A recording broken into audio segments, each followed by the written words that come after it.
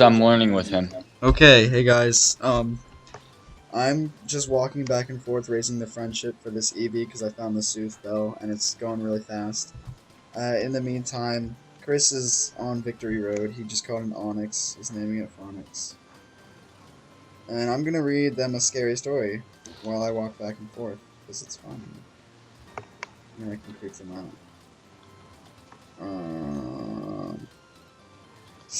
Whoops, I was also texting two people while we were recording before, and I just realized I didn't respond to it. Whoopsies! Whoopsies! Okay, so, let's see if this will open up right now.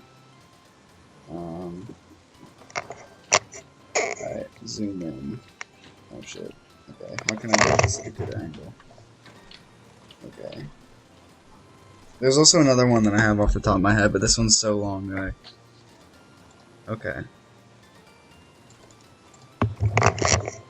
Okay. Whoopsies. Shit. Okay, there we go. You guys ready?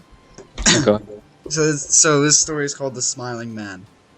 It's supposedly a true story. I'm pretty sure it's actually a true story, though.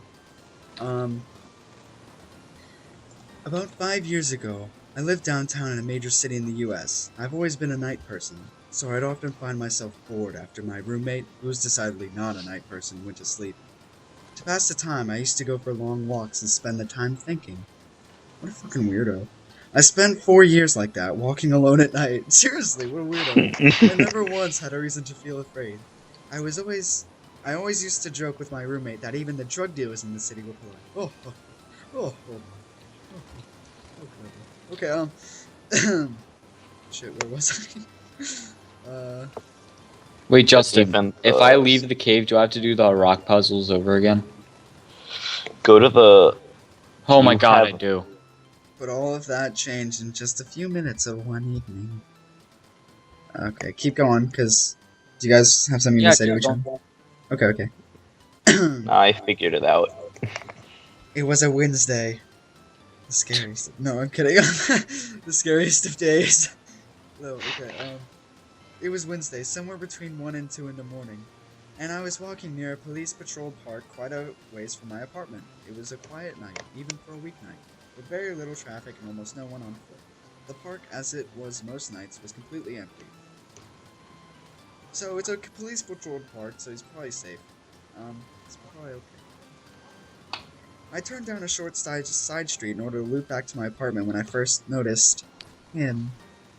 At the far end of the street, on my side, was the silhouette of a man, dancing. It was a strange dance, similar to a waltz, but he finished each box with a step. Box is in quotations to note that, like, a waltz uses, like, a box step kind of thing. Just saying, okay. With an odd forward stride, he would finish each box with an odd forward stride. I guess you could say he was dance walking. Headed straight for me. Deciding he was probably drunk, I stepped as close as I could to the road to give him the majority of the sidewalk to pass me by. Smart move. The closer he got, the more I realized how gracefully he was moving. He was very tall and lanky and wearing an old suit. He danced closer still until I could make out his face.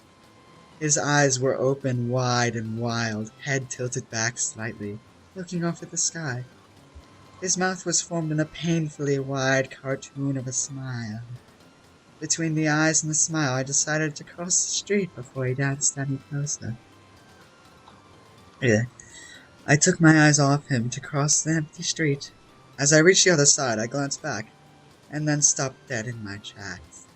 He had stopped dancing, and was standing with one foot in the street, perfectly parallel to me. He was facing me, but still looking skyward. Smile still wide on his lips. I was completely and utterly unnerved by this, understandably. I started walking again, but kept my eyes on the man. He didn't move. Once I had put about half a block between us, I turned away from him for a moment to watch the sidewalk in front of me. The street and the sidewalk ahead of me were completely empty. Still unnerved, I looked back to where he had been standing to find him gone. For the briefest of moments, I felt relieved until I noticed him. He had crossed the street and was now slightly crouched down. don't know about you guys, but I'm picturing like Skyrim crouch. Just saying. Okay. I couldn't tell for sure due to the distance and the shadows, but I was certain he was facing me. I had looked away from him for no more than 10 seconds, so it was clear that he had moved fast. I was so shocked that I stood there for some time, staring at him, and then he started moving toward me again. He took giant, exaggerated tiptoe steps, as if he were a cartoon character sneaking up on someone, except he was moving very, very quickly. I'd like to say at this point I ran away, or pulled out my pepper spray or my cell phone or anything at all, but I didn't. I just stood there, completely frozen as the smiling man kept walking. And then he stopped again, about a car length away from me, still smiling his smile. Wow, great sentence there. Still looking to the sky. When I finally found my voice, when I finally found my voice, I blurted out the first thing that came to mind. What I meant to ask was, "What the fuck do you want?" in an angry, commanding tone. What came out was a whimper. What the fuck? And then it goes ... question mark. Regardless of whether or not humans can smell fear, they can certainly hear it. I heard it in my own voice, and that only made me more afraid. But he didn't react to it at all. He just stood there, smiling. And then, after what felt like forever, he turned around, very slowly, and started walking away. Just like that. Not wanting to turn my back to him again, I just watched him go. Until he was very... Wait, sorry, I lost my place for a second. Until he was very far... No. Until he was far enough away to almost be out of sight. And then I realized something. He wasn't moving away anymore, nor was he dancing. I watched in horror as the distant shape of him grew larger and larger. He was coming back my way, and this time he was running. I ran too. I ran until I was off the side road and back onto a better lit road with sparse traffic. Looking behind me then, he was nowhere to be found. The rest of the way home, I kept glancing over my shoulder, always expecting to see his stupid smile, but he was never there.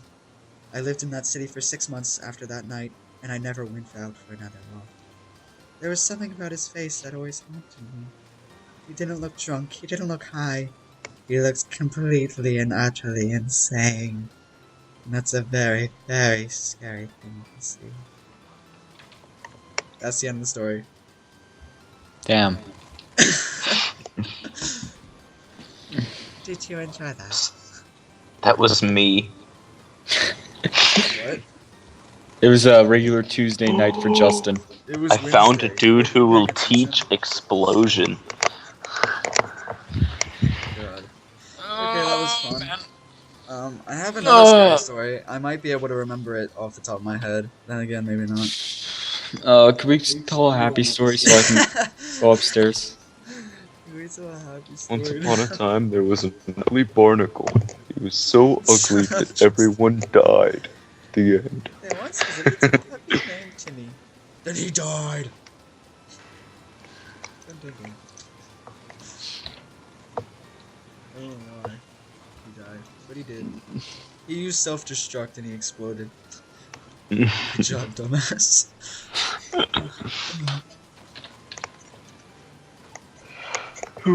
Let's see what the happiness level is after that. Dude, I'm finding so Of my many Eevee. TMs. Let's see how happy he is after hearing the story of this tiny fan. It's at 72%. From hearing that creepy ass story. Way to go, Eevee. You're so Overheat? Is overheat any good? yeah, it's pretty It's good. really strong, but it really lowers your special attack. So Should I it's basically replace- like a one-hit wonder. Should I replace Fire Blast or keep Fire? No. No, Fire Blast. is good. Flamethrower? No.